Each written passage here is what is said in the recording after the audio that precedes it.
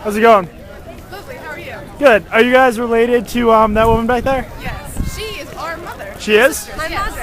How old are you guys? How old are you? I'm 23. 23? 16. 16? What are you guys trying to get out of this? We're trying to get it? Yeah. Our only goal, our only purpose whenever we go out is to preach this word, publish the message. Your salvation is not in our hands. Right. It's the exclusive prerogative of God. We're So- not trying to get anybody to change anything. If it's not in your heart to obey the Lord God of eternity, you're not going to.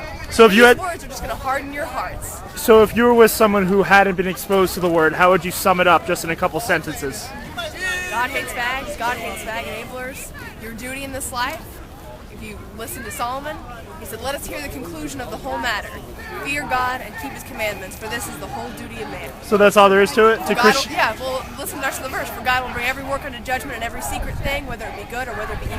It's your whole job in this life. Fear God and obey his commandments. The end. It's very simple. So is that, if someone asked you what is Christianity, is there more to it than that, or is that all you need to know, those verses? 3 words. Obey, obey, obey.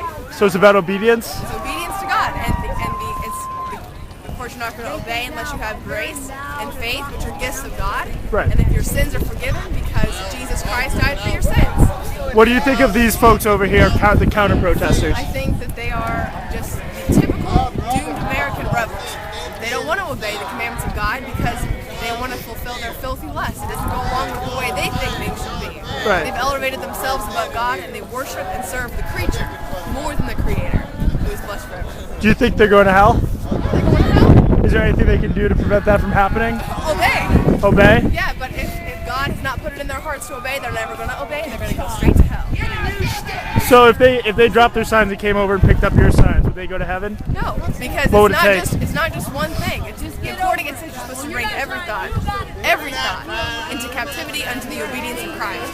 So it's not just picking up a sign. It says that you fear God and that you keep his commandments and that his commandments aren't grievous to you. So if it's grievous to you to not have premarital sex or to not commit adultery Right. or to not commit fag sex, then you're going to hell anyway. Right. So if someone carries these signs but they don't have the right thing in their heart, they're still going to hell. Correct. And if they don't obey God in everything that they do and say, because Right. that's how you show your love for God, your obedience to him. How long have you been coming to these protests? Forever. Forever? As young as you can remember? We started picketing before she was born. How much did you guys study the Bible when you were younger? Every day? Yeah, we studied every day. Old- That's again back to the fear God and keep his commandments. How can you keep his commandments if you don't even know what they are? So that's your job. You should be as versed in the scriptures as we are. But no. Oh yeah. So you guys think it's both a matter of studying the Bible and coming out and protesting and letting people know what you're about? Because faith without works is dead. Faith without works is dead? That's what James said. Faith without works is dead. Your works don't save you. They're just evidence of your faith. And not all men have faith. You show it by your conversation, your manner of life, the words that you say. So what's more important, faith or works? You have to have both. Right. You have to have both. So again, faith without works is dead. That's what it said. James, being alone. Right. You're not going to, because how can you, for example, show that you love your neighbor? The definition of loving your neighbor is to warn them that their sin is going to take them to hell. Right. If you see your neighbor sinning and you don't warn them, what you're doing is you're tacitly enabling and encouraging them on their way to hell. That's not loving your neighbor. So how can you love your neighbor unless you're out here? So this is about love. Words. What? So this is about love. Exactly. This is the definition of love. But people- They are the definition of a hatred. They don't think it's love. What would you tell them? I think that they have I'll tell them that they substituted their standard for the standards of God. Right. It's not about their standard. It's not about what they think is hateful or what they think So- is loving. It's about God's standard because God is the one who's going to judge them. God is the one that's going to look at their face. Hold on, something's going on over here. Dead shoulders like daughter shoulder. Stick your hand down.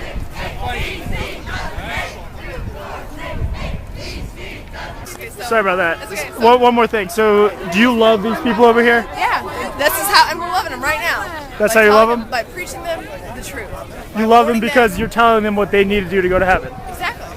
And they're showing their hatred for us and for each one of them and everybody who sees their signs or hears their message. You don't think they love you? No, they hate me. Again, because we're not going by by their definition of love. We're going by God's definition of love, and He's the one. He's the one that's going to judge them. Do you guys think you get a bad rap? Yeah, we get a lot of lies. So we get, and it doesn't matter because it's a token of our salvation. They hated Christ. He said, "They hate me. They're going to hate you if you're preaching my word." Who hates them? Right. Who hates them? Who hates Billy Graham for his words? Who hates, or Joel Osteen? Who hates these false prophets who tell you what you want to hear? Lies. Right. So you think they're mad at you because you're not telling them what they want to hear? Exactly. Because we're telling them that they're going to hell. We're telling them they have to obey God. Right. We're telling them you can't live like the devil and expect. You're trying to do them a favor, but they don't understand that. Yeah, and this preaching isn't just for them. Like I said, it's a token. And it's not a favor, it's a duty. Exactly. Right. Very good.